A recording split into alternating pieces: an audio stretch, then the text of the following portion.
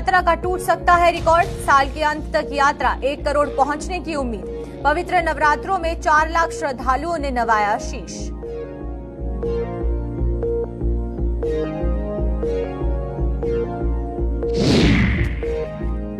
बुराई पर अच्छाई के प्रतीक का पर्व आज। विजयदशमी के त्योहार की चारों ओर धूम। आज शाम जगह जगह पर होगा रावण दहन।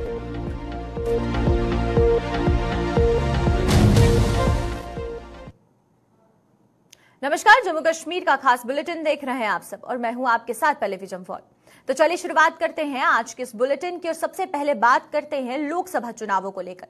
अगले साल होने वाले लोकसभा चुनावों में फिर से बाजी मारने के लिए भारतीय जनता पार्टी ने कमर कस ली है। भाजपा ने इन चुनावों में जनाधार बढ़ाने की कोशिशें शुरू कर दी हैं और आज से देश भर में पार्टी का जनसंवाद अभियान शुरू हो चुका है।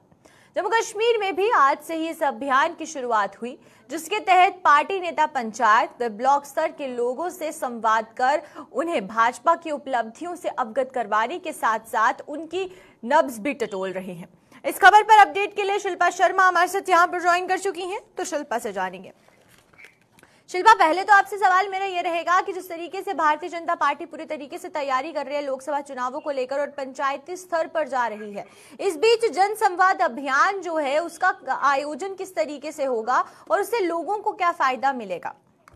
देखिए, 2024 पार्लियामेंट्री चुनाव की बात करें तो लगातार भारतीय जनता पार्टी जो है वो कमर कस चुकी है और अब जमीनी सत्ता पे भारतीय जनता पार्टी जो है वो उतर चुकी है। आपको बता दें कि आज से यानी 24 अक्टूबर 2023 से लेकर दिसंबर की आखिरी तारीख तक ये कार्यक्रम जो है वो जम्मू कश्मीर के अलग अलग गाँव में यानी कि देखने को मिलेगा और साथ ही साथ शहरों के वार्ड में ये कार्यक्रम जो है वो देखने को मिलेगा। अगर गाँव की बात करें तो पंचायत में एक गेट टूगेदर होगा, यानी कि लोगों से बातचीत होगी, आम जनता से बातचीत होगी और इन 9.5 सालों में प्रधानमंत्री नरेंद्र मोदी जी ने जो स्कीम लाई है उनके बारे में बताया जाएगा। जो बेनिफिशियरीज है यानी कि इन स्कीम से जिन लोगों को फायदा हुआ है उनके बारे में बताया जाएगा। और महत्वपूर्ण यहाँ पर यह है कि लोगों की सजेशन भी ले जाएगी, लोगों को क्या कुछ परेशानियां देखने को मिल रही है वहां पर ये भी वार्तालाप जो है यानी कि चर्चा जो है वो होगी। और जिस तरीके से लगातार भाजपा जो है वो तैयारी कर रहा है, क्योंकि 2024 पार्लियामेंट्री चुनाव की बात करें तो वो नजदीक ही है, मार्च अप्रैल में देखने को मिलेंगे। तो अब भाजपा जो है वो पूरी तरीके से तैयार हो चुका है और लगातार रविंद्र राणा की बात करें तो दावे पे दावे किए जा रही हैं कि जो 2024 जब चुनाव होंगे, पार्लियामेंट्री चुनाव होंगे तो प्रचंड बहुमत के साथ जो है वो भाजपा आएगी। बिल्कुल, यहाँ पर शिल्पा आपसे मेरा सवाल ये भी रहेगा, जिस तरीके से आपने कहा कि जो लोगों को परेशानियां आएंगी वो भी सुनी जाएंगी, तो उन परेशानियों के समाधान के लिए, रीएड्रेसल के लिए क्या कुछ स्ट्रक्चर रहेगा? क्योंकि अगर लोगों को परेशानियां हैं, हर वार्ड में कोई ना कोई परेशानी है, हर पंचायत में कोई ना कोई परेशानी है, तो उसके निपटारे के लिए किस तरीके से काम होगा? क्या उसके बारे में कोई जानकारी है? देखिए, इसको लेकर अभी तक कोई भी जानकारी सामने नहीं आई है, लेकिन उनका ये साफ तौर पर रविंद्र राणा ने जिस तरीके से अपने कार्यकर्ता से बातचीत की और कार्यकर्ता जो है वो अलग अलग वार्ड में, गांव में पहुंचेंगे और जिस तरीके से सजेशन जो है लोगों की सुनी जाएगी, परेशानी सुनी जाएगी, लेकिन किस तरीके से उन परेशानियों का हल होगा उसको लेकर अभी तक जानकारी सामने नहीं आई है। लेकिन जो भारतीय जनता पार्टी के कार्यकर्ता है वो आम जनता के बीच उतरेंगे और दिसंबर के बाद एक महारैली जो है वो भी भारतीय जनता पार्टी की तरफ से जो है वो देखने को मिलेगी, जहां पे साफ तौर पर 2024 चुनाव के लिए अब भारतीय जनता पार्टी जो है वो तैयार हो चुकी है। जी, चलिए, बहुत बहुत शुक्रिया आपका शिल्पा तमाम जानकारी देने के लिए। तो ये थे हमारे साथ शिल्पा शर्मा। और वहीं पर जम्मू कश्मीर में अब लोकसभा चुनावों को लेकर भाजपा पूरी तरीके से तैयार नजर आ रही है। पंचायत स्तर पर जाकर जनसंवाद अभियान की शुरुआत होगी, जिसमें कि इसकी शुरुआत 24 तारीख से होगी और दिसंबर के अंतिम माह तक जो इसका काम है वो चलेगा।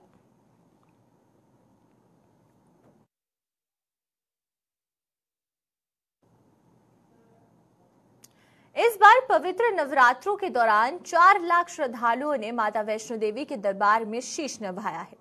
खास बात ये रही कि मौजूदा साल में 80 लाख श्रद्धालु माता वैष्णो देवी की यात्रा कर चुके हैं और 11 सालों के बाद इस साल के अंत तक ये आंकड़ा 1 करोड़ पहुंचने की संभावना जताई जा रही है। मौजूदा समय में 35 से 40 हजार श्रद्धालु रोजाना माता वैष्णो देवी की यात्रा के लिए पहुंच रहे हैं। और इस खबर पर जानकारी के लिए हमारे साथ हमारे संवाददाता अनिल शर्मा यहां पर ज्वाइन करेंगे। उनसे पूरी जानकारी लेंगे कि जिस तरीके से जो आंकड़ा सामने आया है वो आंकड़ा पार होने की संभावना 1 करोड़ की जताई जा रही है। जहां पर कटरा में श्रद्धालुओं का आना जारी है, तो उस बीच जम्मू में भी काफी ज्यादा जो बूस्ट है वो यहाँ के कल्चर, यहाँ पर जो व्यापार है उसको मिलता है, यहाँ जो ट्रेडिंग होती है जम्मू में भी उससे फायदा काफी ज्यादा पहुंचता है। अनिल, जिस तरीके से ये आशंका जताई जा रही है कि इस साल के अंत तक 1 करोड़ तक का जो आंकड़ा है वो पार हो जाएगा, इस बीच पहले तो कटरा की बात करेंगे कि कटरा में जो इंतजाम है वो किए गए हैं, लेकिन वहीं जम्मू में भी बात करें तो जम्मू में भी इंतजाम करना बहुत जरूरी है, क्योंकि जो श्रद्धालु है उनका पहला पड़ाव जो रहता है वो जम्मू भी रहता है। देखिए, इंतजार नहीं करना पड़ेगा, मैं इसमें बहुत ही कॉन्फिडेंट होकर कहना चाहता हूं, क्योंकि हमने खुद वहां जाकर जो है ये पूरी स्थिति का जो है वो जायजा लिया था। क्योंकि देश विदेश से जो भक्तजन मां वैष्णो देवी के स्थान पर पहुंच रहे थे, उनमें बेहद उत्साह था और उन्होंने कहा कि स्वयं हम जो अलग अलग राज्यों से पहुंचे थे, अलग अलग केंद्र शासित प्रदेशों से पहुंचे थे, उन्होंने स्वयं कहा था कि हम अपने वहां के लोगों को जरूर ये प्रेरित करेंगे कि आप मां वैष्णो देवी के स्थान में जाएं, जहां पे लगभग 4 से 5 घंटे दर्शन करने में लगते थे, सफर तय करने में लगता था और काफी लंबी चढ़ाई चढ़ने में जो है वो समय लगता था। मगर आज वो दौर बदल चुका है, वो समय बदल चुका है और जो आंकड़ा है, जो पूरी तरह से वहां की जो प्रशासनिक है, जो श्राइन बोर्ड है, जो श्राइन बोर्ड के अंडर जो तमाम कर्मचारी हैं, वो वैसी सुविधाएं जिसमें हमने आपको बताया था कि जो निःशुल्क सेवाएं हैं, जिसमें बुजुर्ग लोग हैं जो उस स्थान तक नहीं पहुंच पाते हैं, तो उनके लिए जो है निःशुल्क सेवाएं, चाहे वो गाड़ी की बात करते हैं या अन्य चीजों की बात करते हैं, तो वो निःशुल्क सेवाएं प्रदान इन नवरात्रों में की गई है। तो कहीं ना कहीं जो आंकड़ा पिछले साल का था लगभग 3.14 के करीब था, वो आंकड़ा अब बढ़ चुका है। तो आप ये देखिए कि किस तरह से श्रद्धालुओं का जो आंकड़ा है वो आंकड़ा लगातार पार हो रहा है। तो कहीं ना कहीं आप ये सोचिए, माँ के उस स्थान पर जो देश विदेश से भक्त आ रहे हैं, उन्हें वो वैसी सुविधाएं मिल रही हैं, वैसी व्यवस्थाएं मिल रही हैं, वैसी स्वच्छता मिल रही है। तो कहीं ना कहीं श्राइन बोर्ड को इसका श्रेय जाता है। तो श्राइन बोर्ड लगातार वैसी सुविधाएं देश विदेश में अब अपना पूरी तरह से। बिल्कुल अनिल, एक सवाल मेरा आपसे यहाँ पर ये है कि जिस तरीके से श्रद्धालुओं की तादाद बढ़ती जा रही है, भगदड़ का माहौल ना हो, क्या इसको लेकर कोई एडवाइजरी जारी हुई है? देखिए, मैं आपको इसमें भी जाहिर कर देता हूँ और स्पष्ट कर देता हूँ। इसमें ये साफ जम्मू कश्मीर की बात करते हैं तो जहां पर श्राइन बोर्ड से हमने सीईओ से जब बातचीत की थी, जो अंशुल गर्ग हैं, उन्होंने साफ जाहिर किया था कि वहां की व्यवस्था के लिए पूरी तरह से प्रशासनिक व्यवस्था जो है वो अलार्मिंग पे है। हालांकि उन्होंने ये साफ जाहिर कर दिया था कि जो पिछले वर्ष हमने देखा था, पिछले वर्ष हमने देखा था कि किस तरह से वहां पर भगदड़ मच गई थी और वहां पर उस व्यवस्था को बेहतर करने के लिए लगभग अगर हम आकलन करें, इसमें 40 से 45 हजार के करीब अगर कोई भी भक्तजन जो है माँ के उस स्थान पर अगर रश ज्यादा हो जाता है, अगर 50,000 तक चला जाता है, तो वहां पर जो है एक सिग्नल जो है वो जो है वहां की प्रशासनिक को मिलना शुरू हो जाएगा। तो उसके बाद उस 50,000 के आंकड़े को पहले दर्शन करवाया जाएगा और जो अन्य जो पीछे आंकड़ा लगभग, या फिर हम ये कहें कि जो यात्री और वहां पर दर्शन करने के लिए आएंगे उन्हें रोक दिया जाएगा। उन 50,000 जो भक्तजन थे उनको दर्शन करवाए जाएंगे और उसी के बाद जो आने वाले यात्री हैं उनको दर्शन। तो इस तरह की व्यवस्था जो है श्राइन बोर्ड द्वारा रखी गई थी और इसी व्यवस्था के अनुसार पूरी तरह से श्राइन बोर्ड जो है इस समय देश विदेश से आने वाले भक्तजनों को जो है वो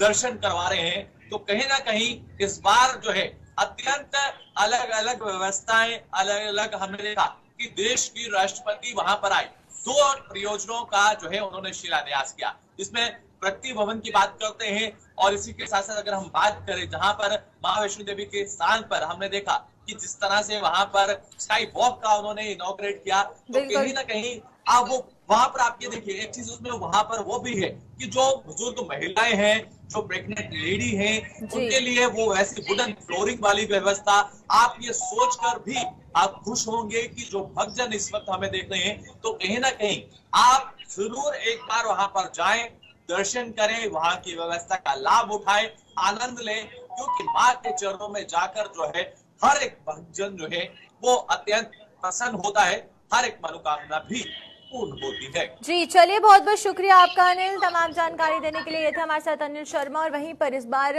1 करोड़ का आंकड़ा पार होने की आशंका जताई जा रही है और देखना ये होगा कि क्या साल के अंतिम तक जो 1 करोड़ का आंकड़ा है वो श्रद्धालुओं का पार होता है या नहीं।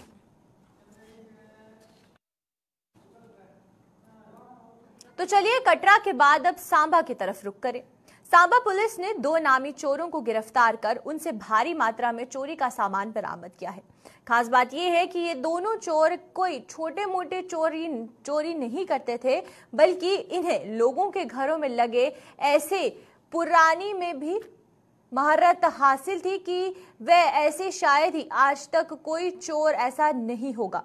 इन दोनों चोरों की गिरफ्तारी के बाद सांबा में पिछले 9 महीनों में पुलिस ने 138 चोर धर दबोचे हैं और चोरी के 72 मामलों को सुलझा लिया है। इस खबर पर अपडेट के लिए ऋषि खजूरिया हमारे पास यहां पर अभी ज्वाइन करेंगे, उनसे जानेंगे कि पूरी जानकारी क्या कुछ आ रही है। उससे पहले आप तस्वीरें देखिए अपनी टीवी स्क्रीन पर जो कि साझा हो रही है, जिसमें कि आप देख सकते हैं कि एक वेइंग मशीन जो है वो चोरी की गई है, एसी चोरी किया गया है और इस बीच ये जो अप्लायंसेस है इन्हें चोरी किया जाता था। और ये जो चोर पकड़े गए हैं इससे अभी तक अगर हम आंकड़ों की बात करते हैं तो पिछले 9 महीनों में 138 ऐसे चोर हैं जिनको पकड़ा गया है और इस बीच इन 138 चोरों को जिनको दबोचा गया है उससे 72 मामले ऐसे हैं जो कि सुलझा दिए गए हैं और जो सामान बरामद हुआ है उसकी भी कीमत आप देख सकते हैं कि कितना कीमती जो सामान था वो बरामद किया गया है, जिसमें कि वेइंग मशीन है और साथ ही साथ जो एसी है वो भी ये चोरी करते हुए पाए गए थे, जिसके बाद से इन्हें पकड़ लिया गया है। तो हमारे साथ ऋषि यहाँ पर ज्वाइन कर चुकी हैं, तो ऋषि से पूरी जानकारी लेंगे। ऋषि, आपसे जानना चाहेंगे कि जिस तरीके से चोरी की घटनाओं को जो अंजाम दे रहे हैं चोर, पुलिस उनको पकड़ने में अब कामयाबी हासिल करती हुई नजर आ रही है। इस बीच 2 चोर हैं जिन्हें पकड़ा गया है और बहुत कीमती सामान है जो बरामद हुआ है, तो कितनी कीमत लगभग बताई जा रही है इसके सामानों की? देखिए, बिल्कुल आपको बता दें कि सांबा पुलिस ने इस चोरी के मामले को लेकर बात करें तो इसे एक बहुत बड़ा ये चोरी का मामला था जिससे पुलिस ने क्रैक केस को सॉल्व किया है और इसमें बड़ी कामयाबी सांबा पुलिस को ये हासिल हुई कि जो इन्होंने एक स्टील फैब्रिकेशन इंडस्ट्री में यहाँ पर चेन लगाई थी। यहाँ पर बताया जा रहा है कि तमाम वहाँ के अलग अलग जो हिस्से हैं वहाँ से लॉक तोड़े गए थे, उसके बाद इन्होंने एंट्री लेकर यहाँ पर तमाम कीमती सामान को चुराया था और वहाँ से रफू चक्कर हुए थे। और जब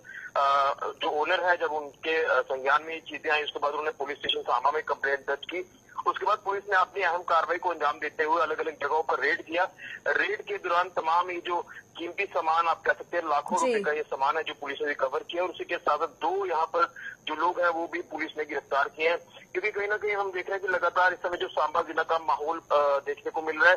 सांबा पुलिस की एक ही कोशिश है कि सांबा के लोगों को जो किसी तरह की कोई दिक्कत परेशानी ना आए, क्योंकि इससे पहले हमने देखा कि एक डर एक भय जो लोगों के अंदर बना हुआ था उसी को खत्म करने के लिए क्राइम को खत्म किया जा रहा है, क्रिमिनल्स की धरपकड़ की जा रही है। इसमें जो 2 लोग गिरफ्तार हुए हैं उसमें साहिल कुमार, इसी के साथ साथ बताया जा रहा है कि नरेंद्र कुमारी, 2 जो है अलग अलग एरिया से रहने वाले हैं। कालीबड़ी सांबा का है, एक रखा मटाली सांबा का है। तो इनसे पूछताछ जब की गई इन्होंने कन्फेस किया और इनके पास से ये तमाम भारी सामान जो पुलिस ने रिकवर किया है। तो ये एक बड़ी आप कह सकते हैं कि अचीवमेंट है सांबा पुलिस की, क्योंकि जब भी सांबा पुलिस के संज्ञान में इस तरह के मामले सामने आते हैं उसके बाद सांबा पुलिस में कड़ा संज्ञान लेते हुए इस तरह की कार्रवाइयों को अंजाम दे रही है। और मुझे लग रहा है कि 7 से 8 महीनों में न सिर्फ चोरी की वारदातों को लेकर बात करें बल्कि जो भी क्राइम की घटनाएं देखने को मिली है, जो भी क्राइम के मामले देखने को मिलते हैं, सांबा पुलिस उसमें अहम कार्रवाई करते हुए अपनी टीमों को कॉन्स्टिट्यूट करती है, अलग अलग हाइडआउट्स इनके बस करती है, हाइडआउट्स पर रेड करती है और जो भी तथ्य जो भी क्लूज जो एविडेंस बनाए जाते हैं उसके बाद पुलिस अपनी बिल्कुल आपसे यहाँ पर ऋषि मेरा सवाल ये भी रहेगा कि जिस तरीके से एक तरफ जहाँ चोरी के मामले बढ़ते जा रहे हैं वहां पर नशों के भी मामले जो हैं वो सामने आ रहे हैं सांबा से, तो क्या यही कारण है कि जो चोरियां हैं वो दिन ब दिन बढ़ती जा रही है? देखिए, बिल्कुल ये एक बड़ा अहम सवाल है जब इस तरह की चोरी की वारदातें पेश आती हैं और उसमें हम ये देख रहे हैं कि खासतौर पर जो भटकी हुई युवा पीढ़ी है वो उसमें जो मुलव्विस पाई जाती है। तो इसमें ड्रग्स का एंगल भी जुड़ता है, जिसको लेकर एसएसपी सांबा ने भी कई बार कहा है कि जब इनका नशा खत्म हो जाता है फिर ये नशा पूरा करने के लिए इस तरह की वारदातों को अंजाम देते हैं, वो किसी भी हद तक जो वो क्राइम की घटनाओं को अंजाम दे सकते हैं। तो ये एक बड़ा एंगल है, इसको लेकर ये स्पष्टीकरण साफ तौर पर आप देख सकते हैं। लेकिन देखना ये है कि किस तरह से जो दावा पुलिस का है कि हम सांबा जिले को पूरी तरह से क्राइम मुक्त करेंगे, नशा मुक्त करेंगे, वो अभियान कितना और आगे रंग लाता है। लेकिन हालांकि अभी देखें 8 से 9 महीने में तो काफी बड़ा एक आप ये कह सकते हैं कि सिनेरियो बदला है जिला सांबा का, जिसमें मैं आपको बताना चाहता हूँ कि 138 जो नोटोरियस आप चोर कह सकते हैं, इनको पुलिस ने गिरफ्तार किया है। 72 चोरी के मामले पुलिस ने सॉल्व किए हैं। इससे पहले जब इस तरह की वारदातें पेश आती थी तो आप ये कह सकते हैं कि जस्टिस के लिए काफी लंबा वक्त जो वो लग जाता था। लेकिन अब जहां पुलिस ने ये साफ तौर पर मेंशन किया कि without any delay time out manner के हिसाब से काम किया जाएगा और लोगों को जस्टिस दिया जाएगा। जो भी तमाम इस तरह की दिक्कत परेशानी उसका हल किया जाएगा और जो क्रिमिनल्स है उनकी धरपकड़ की जाएगी। इसी एक नए मोटिव के साथ सांबा पुलिस काम कर रही है और इसलिए लगातार अहम कामयाबी सांबा पुलिस को हासिल हो रही है। चलिए, बहुत बहुत शुक्रिया आपका ऋषि। और जिस तरीके से ऋषि ने जानकारी दी कि अगर पिछले 9 महीनों में 138 केसेस सॉल्व हुए हैं और इस बीच इन चोरों को पकड़ा गया है, तो इसमें काफी ज्यादा जो योगदान है वो पुलिस का है। और इस बीच जो चोर पकड़े जाते हैं वो कहीं ना कहीं नशा तस्करी में इन्वॉल्व होते हैं।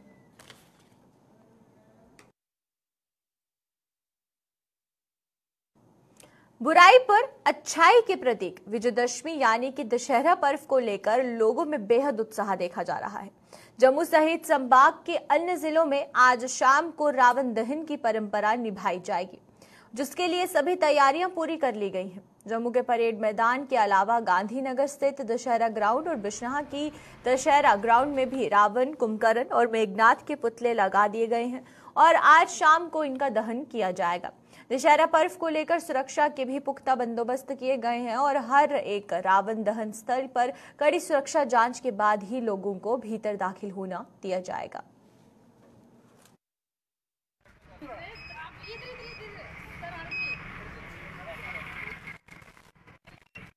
आप देख ही रहे होंगे यहाँ पे पीछे एगिफीस जो है वो तैयार किए जा रहे हैं और इसकी पूरी प्रेपरेशन जो होगी है पासिस के साथ एंट्रेंस है लोगों की, उनके लिए पीछे आपने देखा होगा चेयर्स लग गई हैं। स्टेज जो है वो वीआईपीज़ के लिए बन गई हुई हैं और यहाँ पे सारी प्रिपरेशन की तैयारी है।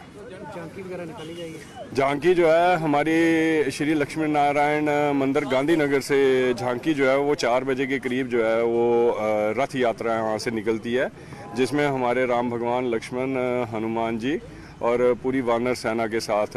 ये और बड़े सारे ढेर सारे श्रद्धालु जो हैं वो इसमें पार्ट लेते हैं और सारे के सारे जो हैं यहाँ से निकलते हैं लक्ष्मी नारायण टेम्पल गांधीनगर से वाया गोल मार्केट से होते हुए और शिव मंदिर के बाहर गांधीनगर अप्सरा की बैक साइड पे जो शिव मंदिर है वहाँ से होते हुए लास्ट मोड़ से आके ये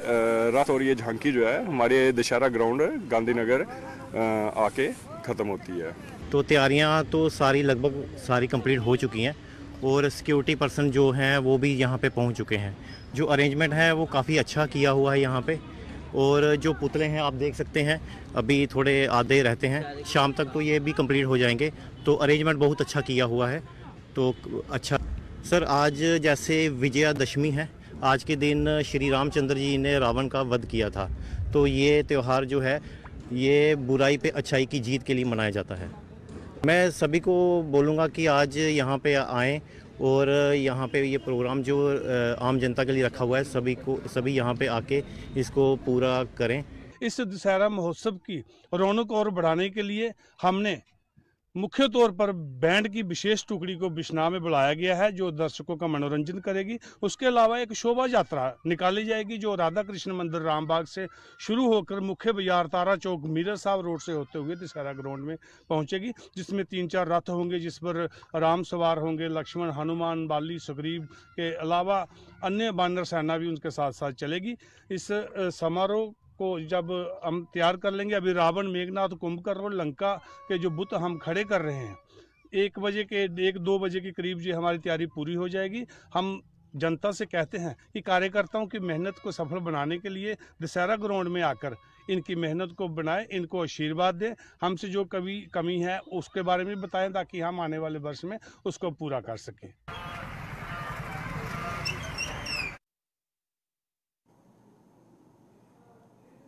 भारतमाला योजना के तहत दिल्ली अमृतसर कटरा एक्सप्रेस वे का काम बड़ी तेज गति से चल रहा है।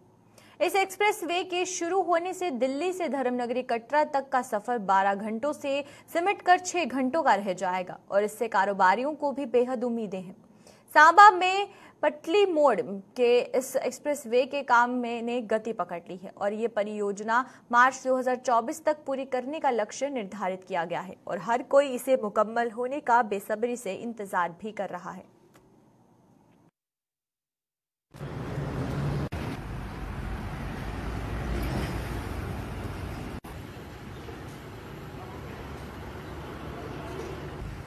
इससे हमें दो किस्म का फायदा है। एक तो हमारा जो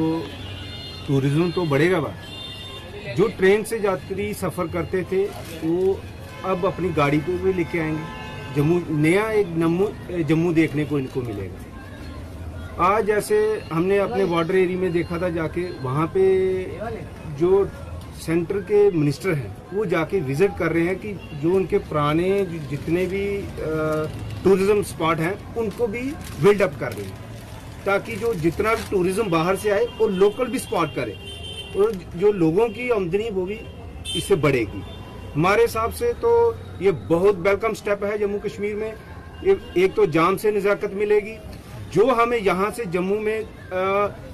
सफ़र हम 1.5 घंटे में करते, 2 घंटे में जाम में करते थे, तो आज वो हम 25 से 30 मिनट में हम रिकवर करेंगे। एक तो हमारा पेट्रोल और डीजल बचेगा। दिल्ली अमृतसर कटरा एक्सप्रेस हाईवे तो वो सब्जियां खराब हो जाती थी, तो ये एक्सप्रेस हाईवे के बहुत ज्यादा फायदे हैं। हमारे कई पेशेंट हैं जो रास्ते में दम तोड़ देते थे, और जब ये हाईवे बन जाएगा टाइम की बचत होगी और जो हमारे पेशेंट हैं वो भी टाइम टू टाइम अपने ट्रीटमेंट के लिए सही जगह पहुंचेंगे। अब जैसे कि फॉर एग्जाम्पल हमारे यहाँ पे एम्स बहुत बड़ा हॉस्पिटल बनने जा रहा है, तो बाहर से, पंजाब से, हिमाचल से जो लोग यहाँ पे इलाज करवाने आएंगे उन्हें भी आसानी होगी और कई लाखों हजारों लोगों की जान जो है वो हम बचा सकेंगे।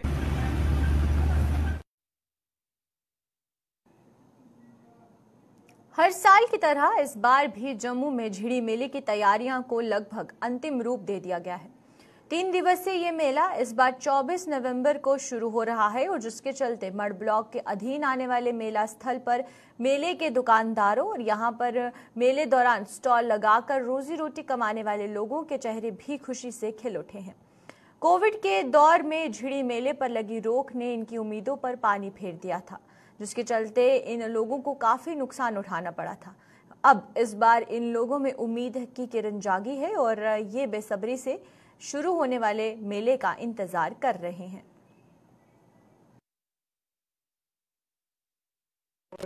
इतने आए अपने प्रसाद का काम करने और बाकी अपने बहुत बहुत शुक्र मना रहे हैं भाई थोड़े दिन रही आ मेला। तो हर एक दुकानदार जरा बड़ा खुश है भाई कुछ कचालू लाए देने, चलो भी यार अपना पेट पालन करता है, कमा रहे हैं कुल्फियाँ वाले ने, और भी यार और कई गोलगप्पे वाले बैठे नहीं थे, तो गन्ना गुन्ना भी है ये मतलब अपना पेट पालन करते हैं, बड़ी खुशी मनाते हैं भाई ठीक है चलो साल का एक बारी मेला लगता है, थोड़े दिन रही है मेला, तो शुक्र ये मनाते चलो अपना पेट पालन करते हैं, बच्चे पालते हैं, तो पैसे 4 कमाते हैं वो, तो चलो अपना इन्ना बड़ा धन्यवाद करते हैं। चलो अपना मेला थोड़े दिन भी रही है, पूरे साल विच मेला एक साल विच लगता है, तो वो अपना मतलब बड़ा दुनिया जी धन्यवाद करती है। पूरा साल इंतजार रहता कदों चिड़ी आएगी कदों चिड़ी आएगी, तो लोग हर एक स्टाल लगे होंदा, गन्ने लगे होंगे, कचालू, फिर सब्जियां, लोग इतने बड़ा इंतजार करते हैं कोला मेला आंदा, हर ताजी ताजी सब्जी होंगी है, हर पिंडे च इधर लोग जिन्ने भी आना अगे पिछे से सारे संजोग देंदे हैं। ये पूरा बड़ा बड़ा मेला होंदा चिड़ी का, सारे दुकानदार खुश रहते, जिन्ने भी रेहड़ियां फड़ियां वाले, ये सारा इंतजार होंदा है कदों आंदा मेला। तक के जम्मू कश्मीर के खास बुलेटिन में फिलहाल इतना ही, मुझे दीजिए इजाजत, नमस्कार।